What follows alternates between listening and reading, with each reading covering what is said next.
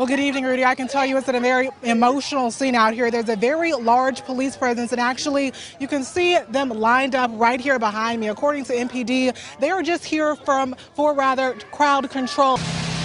Oh, Richard, I'm actually in the backyard of a home in the Meadowbrook subdivision area here in southeast Memphis. You can actually see if you look above me where lightning struck a tree. Well, it's not what one would expect, a house of worship to be marked up with spray paint. But the pastor I spoke to says it's only making his congregation stronger. We know from TBI, the Tennessee Bureau of Investigation, that this was an officer-involved shooting. As you can see, it's a very volatile situation. A lot of people angry. Right now, we do have word that at least 2 officers were actually hit in the face.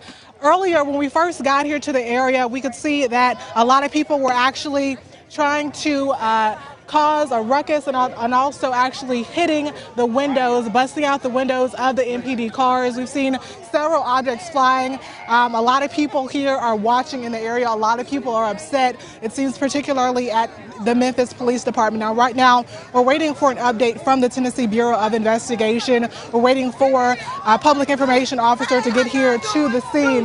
And as you can see, people are still upset. Right now, they do have this line here, and right now this is at Overton Crossing. So we're still waiting for that update for the Tennessee Bureau of Investigation. We'll, of course, update you as we do continue to get more information. They have these signs outside the doors warning people to wear a mask. Tuesday, Collierville, Germantown, Memphis Police plus THP worked together with Shelby County deputies to catch criminals. The department shared collected data finding the same prime time for crimes. And we're seeing an uptick in crime, particularly on Tuesdays. That's why we're doing it on a Tuesday night, and because we're trying to catch some of these burglary rings. So they formed Operation All In with the command post at Winchester and Riverdale. There's so many like and similar MOs when it comes to car break-ins and burglaries and assault. This multi-agency operation gave officers a chance to nab and bring in suspects already wanted, plus be on the lookout for any suspicious activity. People who are standing around, loitering around, specifically at businesses and different things like that. I'll run a couple tags, make sure they're not stolen. We got the chance to ride along with Deputy Andreas Nunley as he helped make arrests and learned firsthand they have to be prepared for anything. We're gonna go to that. They're running on foot now. Tonight, a fleeing car took off from a deputy after a traffic stop, causing a wreck along Shelby Drive. When juvenile suspect was detained, deputies went searching for 2 others believed to be armed. It's illegal for them to have guns in the first place, so now you got to figure out, okay, well, why do you have it and what are you doing? And that is one of the reasons why we are out here. In Southeast Memphis, Rebecca Butcher, Local 24 News. Mental health is often stigmatized. That's why the Confess Project is helping to open up conversations even further for men who sit in the barber's chair.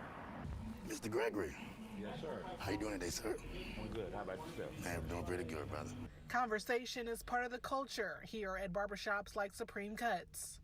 David, on your mind this week? It's why Prude, the owner of Supreme Cuts, joined the Confess Project, a movement that addresses mental health for boys, men of color, and their families. Well, if somebody new, then I try to get them to talk. I try to ask 3 questions, get them to open up. Just try to gauge, on how is their mental well-being. Prude is one of many black barbers now being trained to converse with their clients on mental health discussions. Yeah, man, because of COVID-19 and all that. Which otherwise may have not been brought up. Mental health is, in our community, is really a big problem. Our people, because of what we've been throughout the years, it plays a lot in our everyday life. Yeah, but it's always good, man. Take trips to see family. According to Mental Health America, Tennessee ranked number 42 on how much mental health care exists within a state. Prude decided to take another step to help and support. I feel that it's necessary to do something, to try to lift a hand, lift a voice, something. And so because of that, it means a lot to be just more than just a barber. Prude says he's learned the first step to an emotional health issue is acknowledging there is a problem. Seek help, talk to people, and figure out if you have any issues or not, which in most cases, a lot of us do. In East Memphis, Rebecca Butcher, Local 24 News. While she's pouring hot wax into candles, she can't help but think about how this business has actually, well, been pouring into her, giving sex trafficking survivors like herself the avenue to share their hardships and victories.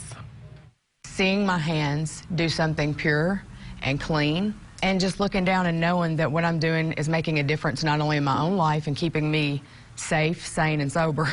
In this studio, you'll find candles by Leah, Iris, Kelsey, and Cassandra, women scarred but finding healing. Every time a person looks at our candle, our hope is that they would be aware of what sex trafficking really is, and that there are really people out there who are struggling, who are hurting, who are broken. Owner of Renewal, Lee Howard says the business is her calling. She previously worked at A Way Out, which helps women leave sex trafficking permanently. Her business birthed to give those survivors a creative outlet. I was exposed to this industry very young, and once that happened in inner drugs and a lot of family trauma, I found myself in an abyss. Leah Gunn pours hot wax twice a week and feels her story can help others. I want to help bring that understanding, and if I have to sacrifice my image or my pride, even my family's ears from hearing some truth that's really hard, I will. Here, each prayed over wick stands for a life and soul.